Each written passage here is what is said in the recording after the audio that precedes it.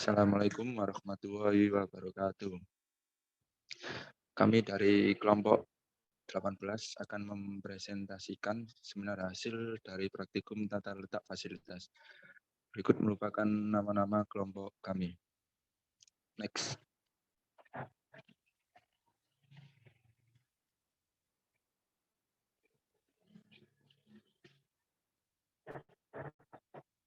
Modul 1 yaitu tentang penentuan tata letak pusat fasilitas. Next. Next. Bab 1 yaitu merupakan latar belakang. Pada bab pendahuluan ini akan membahas tentang latar belakang dan tujuan dari praktikum tata letak fasilitas modul penentuan tata letak pusat fasilitas. Tujuan digunakannya perencanaan tata letak pabrik ini adalah berguna untuk mengatur sebuah area kerja pada perusahaan dan skala fasilitas yang ada pabrik menjadi sangat ekonomis untuk meningkatkan alur kerja, produksi yang aman dan nyaman, sehingga terciptanya performa pekerja yang berkualitas dan terbaik. Next. Bab 2 yaitu kajian pustaka. Definisi tata letak fasilitas yaitu merupakan definisi dari proses pengaturan fasilitas pabrik untuk mendukung proses manufaktur secara tepat sesuai perencanaan. Tujuan dan prinsip tata letak fasilitas yaitu penataan ulang ruang kerja dan fasilitas produksi dengan pertimbangan efisiensi dan efektivitas untuk meningkatkan produktivitas dan output produk. Model transportasi adalah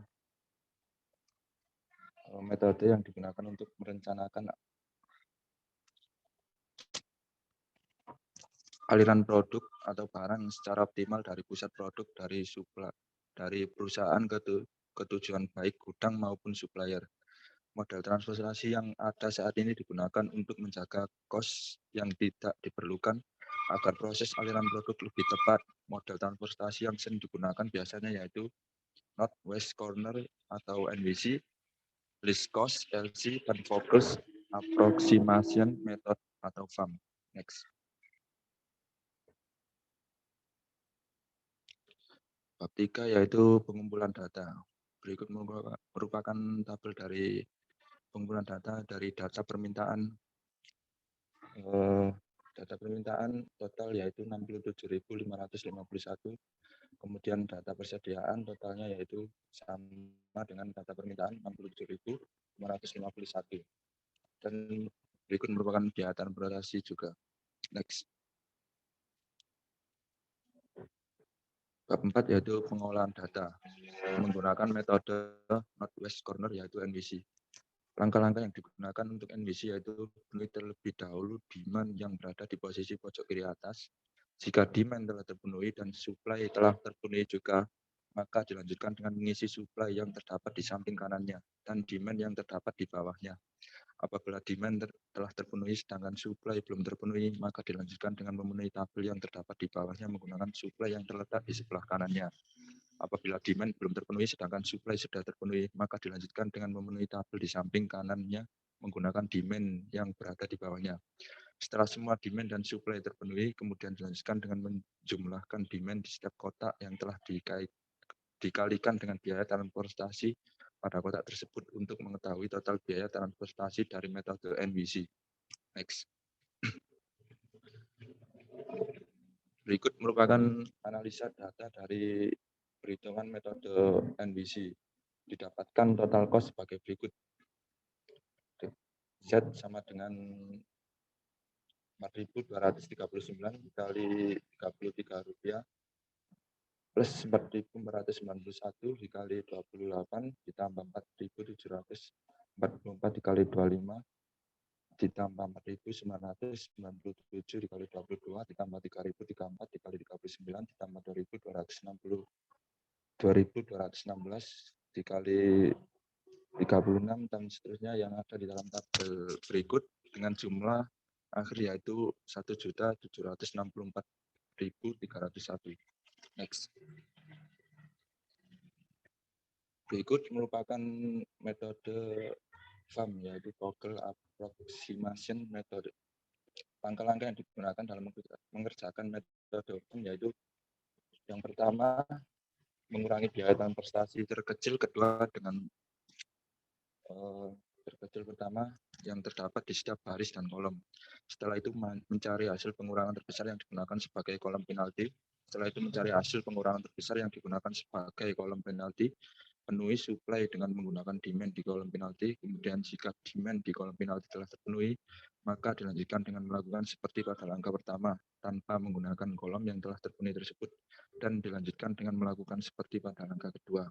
Jika semua demand dan supply terpenuhi, maka dilanjutkan dengan menjumlahkan demand di setiap kotak yang telah dikalikan dengan biaya transportasi di kotak tersebut. Untuk mengetahui biaya transportasi dari Vogels Approximation Method. Next.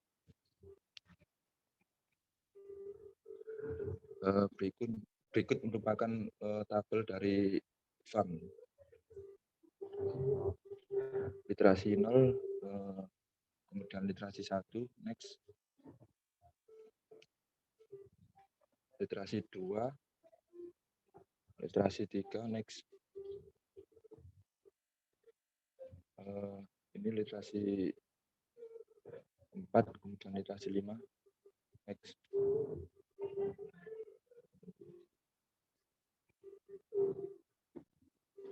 Kemudian literasi 8 dan literasi 9, next. Kemudian literasi 10, ini kemudian literasi 11, next. Kemudian analisa data, sehingga dapat diambil kesimpulan bahwa metode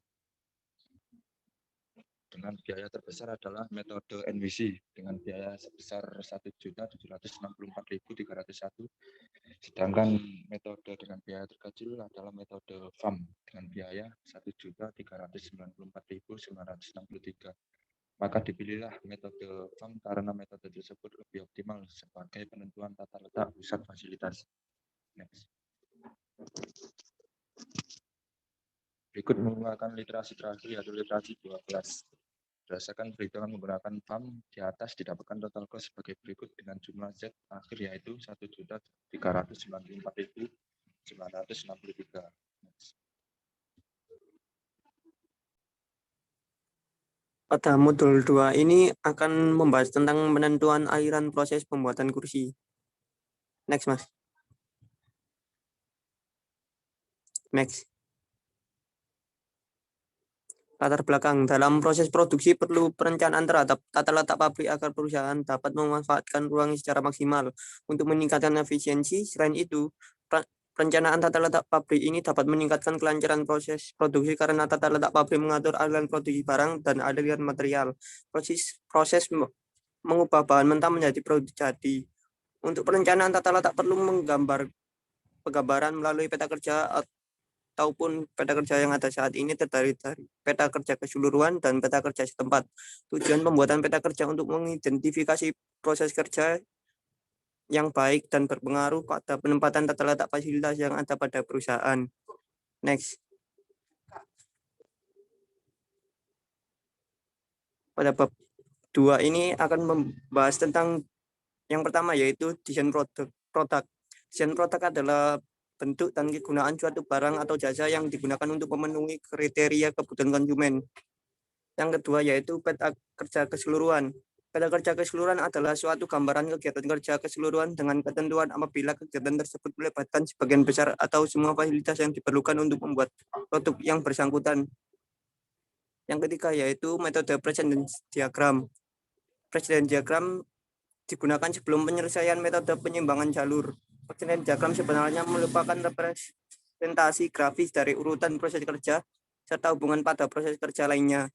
Yang keempat yaitu peta kerja setempat. Peta kerja setempat berfungsi untuk menjabarkan proses kerja lebih terperinci yang telah digambarkan pada peta kerja keseluruhan sebelumnya. Next, Mas. Pada bab 3 ini terdapat desain produk serta part list pada produk kursi TK. Pada bab 4 pengolahan data ini terdapat peta proses operasi sebagai berikut. Next. Kemudian precedence diagram dalam pembuatan kursi didapatkan total waktu sebesar 183. Maka dapat digambarkan aliran jaringan kerja melalui aktivitas-aktivitas produksi terlihat pada gambar berikut ini. Next. Analisa data. Peta proses operasi. Dari peta proses operasi yang telah dibuat oleh penulis, didapat peroleh analisa tentang kegiatan dalam pembuatan kursi meliputi beberapa pembuatan komponen yaitu rangka, alas, dan sandaran kursi. Presiden diagram. Pada presiden diagram, aliran produk kursi memiliki aliran produksi yang berkelanjutan tanpa ada tambahan aliran dari luar. Next, Mas.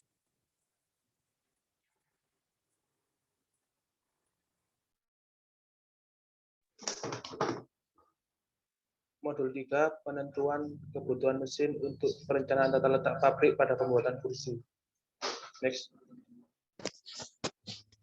Next. Latar belakang modul 3. Tata letak pabrik adalah faktor pembangun utama dalam perusahaan karena berhubungan langsung dengan proses kerja yang ada pada perusahaan tersebut. Tata letak fasilitas bersifat fleksibel dengan penyesuaian pada kondisi dan proses kerja suatu perusahaan. Tata letak lantai pabrik yang optimal akan berkontribusi pada tujuan efisiensi perusahaan. Ini berarti bahwa tata letak pabrik yang baik seringkali dapat menampung fasilitas dan peralatan yang berbeda sehingga proses kerja yang ada dapat berjalan dengan efisien. Beberapa cara dapat ditempuh untuk mencapai kelancaran proses produksi. Salah satunya adalah merencanakan kebutuhan mesin, efisiensi mesin, dan jumlah produk yang akan dihasilkan. Next. Bab 2 atau kajian pustaka. Pentingnya tata letak dan pemindahan barang.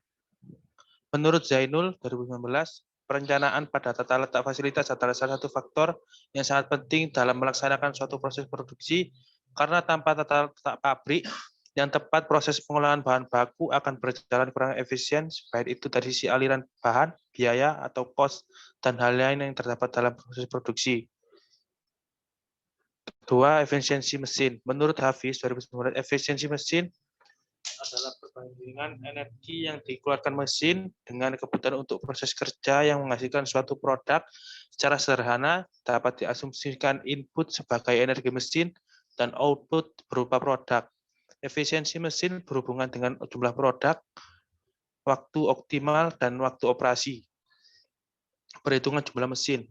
Jumlah mesin yaitu keseluruhan mesin yang ada pada tempat kerja dan dapat digunakan dalam perencanaan tata letak perusahaan dengan pengukuran tertentu. Pada penentuan jumlah mesin juga berfungsi sebagai penentuan jumlah operator yang diperlukan proses kerja yang ada.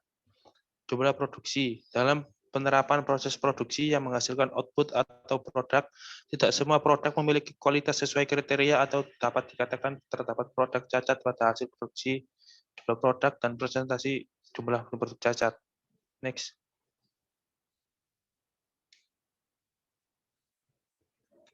Bab 3, pengumpulan data. Pada pengumpulan data ini terdapat tipe mesin yang digunakan. 1, mesin pemotong, 2, mesin penghalus, dan 3, mesin spray.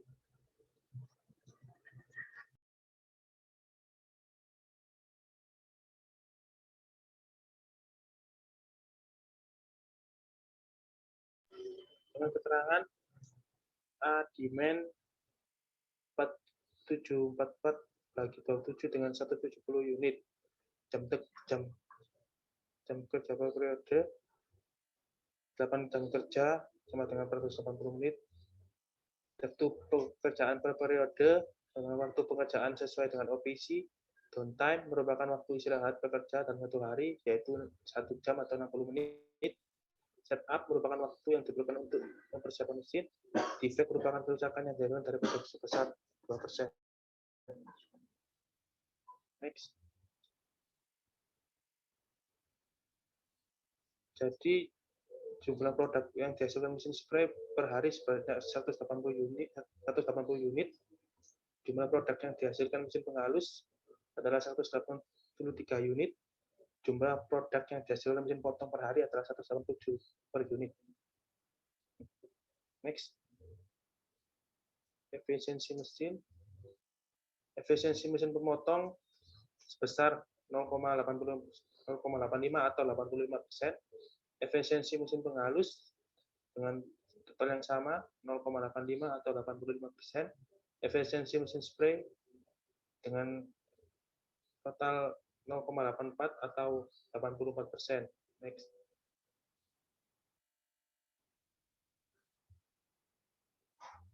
Berikut adalah penghitungan jumlah mesin pada mesin pemotong dan mesin penghalus. Jadi jumlah mesin pemotong yang dibutuhkan sebanyak 14 mesin, jumlah mesin penghalus yang dibutuhkan sebagai 20 mesin, dan jumlah yang dibutuhkan mesin spray dibutuhkan sebesar 22 mesin. Next. Ini adalah FPC atau Flow Process Chart. Next. Analisa data berdasarkan dari perhitungan yang telah dilakukan, dapatkan data sebagai berikut. A. Efisiensi mesin potong sebesar 0,85, jumlah produk yang dapat dihasilkan mesin potong dalam satu hari sebesar 180 unit dengan jumlah mesin yang dibutuhkan sebanyak 14 buah. Efisiensi mesin penghalus sebesar 0,85, jumlah produk yang dapat dihasilkan mesin penghalus dalam satu hari sebesar 183 unit dengan jumlah mesin yang dibutuhkan sebanyak 20 buah. Efisiensi mesin spray sebesar 0,84 dengan jumlah produk yang dapat dihasilkan mesin spray dalam satu hari, yaitu 180 unit dengan jumlah mesin yang dibutuhkan 22 buah. Analisa aliran proses yang telah dibuat mempermudah estimasi waktu dan juga efisiensi pekerjaan menjadi lebih baik dan cepat dengan hasil perhitungan yang didapati sebagai berikut. Dalam satu pengerjaan per periode aktivitas yang terjadi, yaitu proses operasi sebanyak 11 kali, proses transportasi sebanyak 16 kali, proses inspeksi 6 kali, dan penyimpanan sebanyak 1 kali. Next.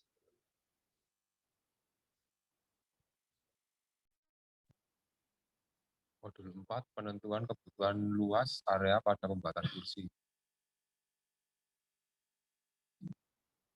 Next. Latar belakang. Pada laporan ini, routing set diterapkan pada produk dengan tujuan penerapan routing set yaitu jumlah mesin yang dibutuhkan untuk menghitung rapat yang harus dipersiapkan dalam usaha memperoleh sejumlah produk yang telah direncanakan.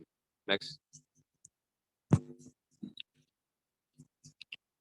Bab 2, kajian pustaka ada dasar teori, terdapat sistem aliran material atau material engineering, atau sistem aliran bahan merupakan bentuk dari transportasi atau pemindahan suatu produk dari bahan baku menjadi bahan jadi. Routing set atau tabel pengurutan merupakan pengurutan produksi secara lebih rinci agar proses kerja yang dilakukan dapat berjalan semestinya. Allowance adalah berapa lama waktu kosong yang terjadi dalam periode delay. Luas area yang dibutuhkan, yaitu sistem atau SLP adalah suatu metode yang merumuskan kebutuhan luas ruang kerja.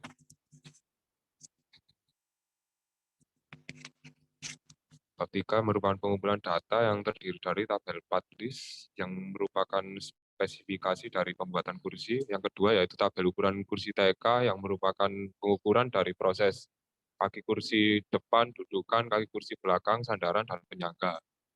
Next.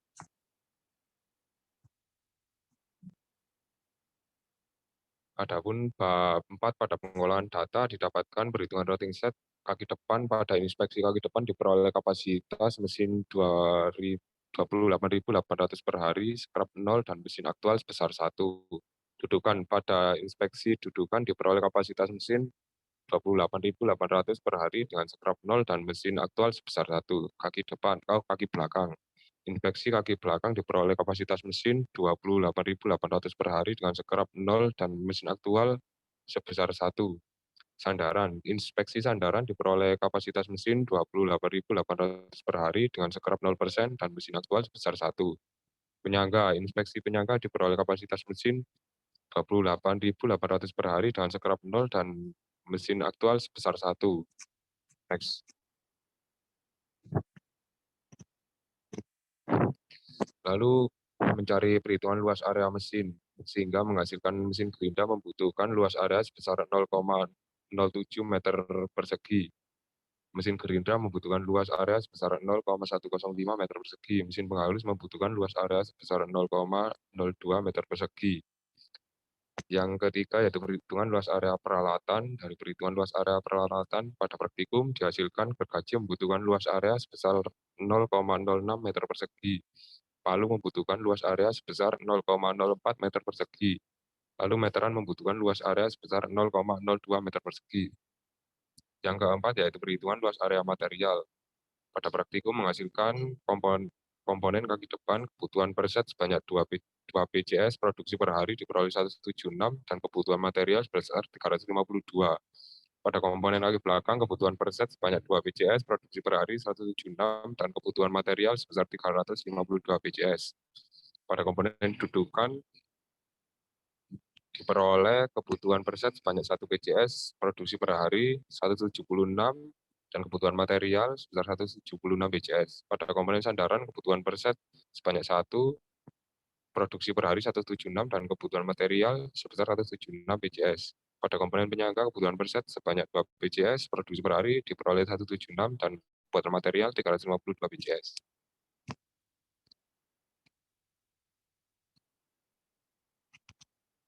Lalu sebagai langkah terakhir yaitu perhitungan luas area produksi. Pada stasiun 1 menggunakan mesin pemotong memerlukan luas area total yaitu 109.924,4 meter persegi. Mesin penghalus membutuhkan luas area sekitar 3.364,2 meter persegi. Dan mesin spray membutuhkan sebesar 2.472,4 meter persegi. Next. Next.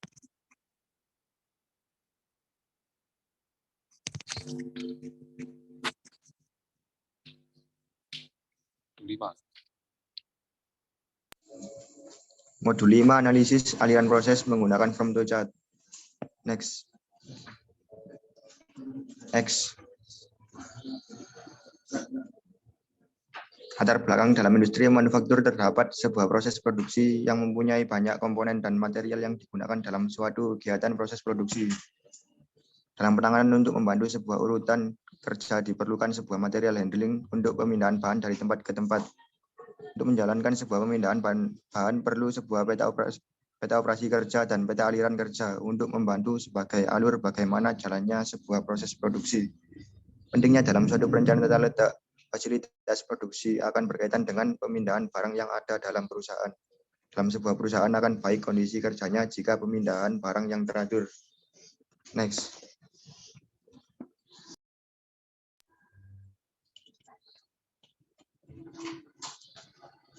Bab 2, aliran material yaitu mengukur bagaimana perpindahan barang antara departemen ke departemen lainnya dan memperhitungkan analisis perpindahan bahan.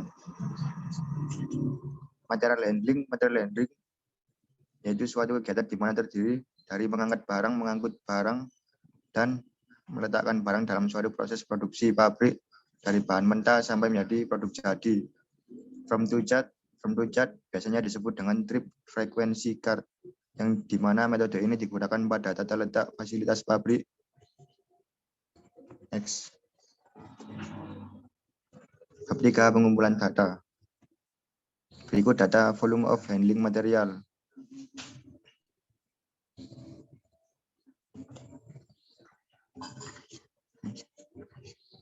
Analisa data. Berdasarkan hasil pengolahan data di atas, didapatkan hasil analisa sebagai berikut. Pada perhitungan volume dan momen produk, berdasarkan jarak diagonal real pertama didapatkan nilai total momen forward sebesar 630 dan presentasi sebesar 100% dan nilai total momen backward sebesar 0 dengan presentasi sebesar 0%. Hal ini menunjukkan alur produksi sudah baik karena nilai presentasi forward di atas 90% dan nilai presentasi backward di bawah 10%, maka tidak diperlukan real. Next.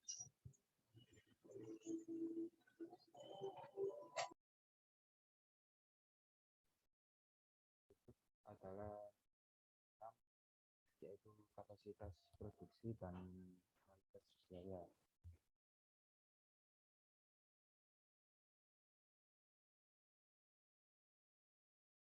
Kita dapat membahas bab 1, bab 2, bab 3 sampai bab 5 dengan kesimpulan. Jadi salah satu cara untuk meningkatkan perencanaan pada material handling dibuat dengan perencanaan biaya yang diperlukan sebelum perencanaan. Hal ini tentang membahas bagaimana metode ARC, ART, AAT sebagai referensi dalam perhitungan sistem pemerasan. Kemudian tujuan praktikum mahasiswa mampu material handling dan menerapkannya dalam pembuatan kursi. Di bab ini terdapat 4 kerja pustaka, yaitu sistem aliran bahan, ARC atau Alison Chart, dan ARD Alison diagram, dan AAT area alokasi diagram. Berikut adalah kode warna yang akan diterapkan pada bab 6 ini, yaitu ada warna merah hubungan tidak diperlukan, dan warna kuning dengan kode nilai E hubungan sangat penting, sampai dengan coklat nilai X hubungan yang tidak diinginkan. Ada pula juga deskripsi alasannya di kode alasan 1-7. Berikut adalah ARC, di mana instruksi bahan baku dan pengukuran harus dijalankan dikarenakan hubungan yang mutlak dengan ditandai warna merah.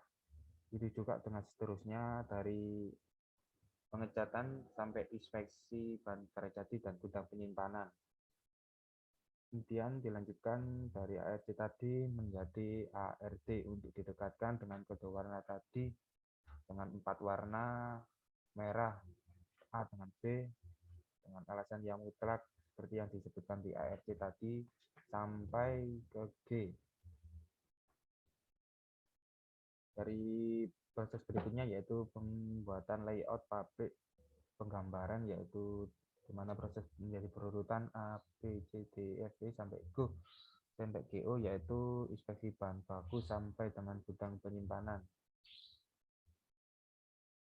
Dari kesimpulan modul 1, 2, 3 sampai 5, 6 berikut adalah kesimpulannya, di mana modul 1 metode transportasi menggunakan FAM dan NWC untuk menentukannya. Kemudian modul 2 ada presiden diagram dan aliran proses dari inspeksi pengukuran sampai inspeksi akhir. Kemudian di modul 3 ada perhitungan efisiensi mesin, jumlah mesin untuk menentukan sebuah efisiensi moda mesin tersebut. Dan modul 4 routing set, luas area pelaratan, luas area material untuk mencari kebutuhan luas area tersebut pada praktikum ini. Kemudian modul 5 ada sebuah metode material yang digunakan menjadi forward dan back, perencanaan forward, perhitungan volume dan momen produk. Kemudian yang terakhir modul 6 yaitu perintah untuk menentukan layout pabrik dimulai dengan ARC, ART, dan AAT sebagai proses penentuannya.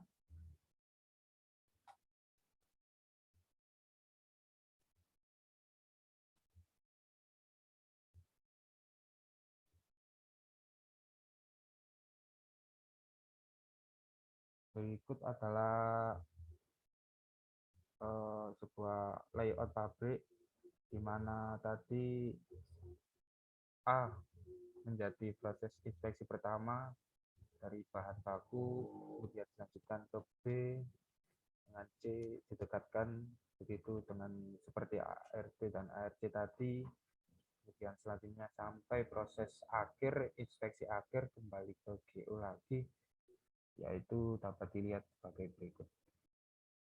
Di mana gedung ini sangat persis seperti ARC tadi, layout tadi, yaitu A, B, C, dan D, dan GO. Yang terakhir menjadi inspeksi akhir kepada pengiriman. Berikut adalah layout pabrik kami dari atas, tampak atas, kemudian tampak samping kiri, dan dari tampak belakang, dan tampak kanan, samping kanan. Berikut adalah presentasi dari kelompok 18 dari 6B1 tentang penentuan tata letak pabrik sampai pembuatan pabrik layout menggunakan aplikasi SketchUp.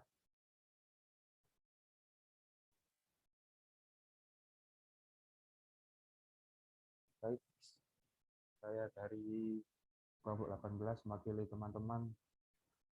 Mohon maaf jika ada salah kata, mohon maaf jika praktikum selama ini kurang mengenakan atau terdapat ada salah. Saya undur diri mewakili kelompok 18. Assalamualaikum warahmatullahi wabarakatuh.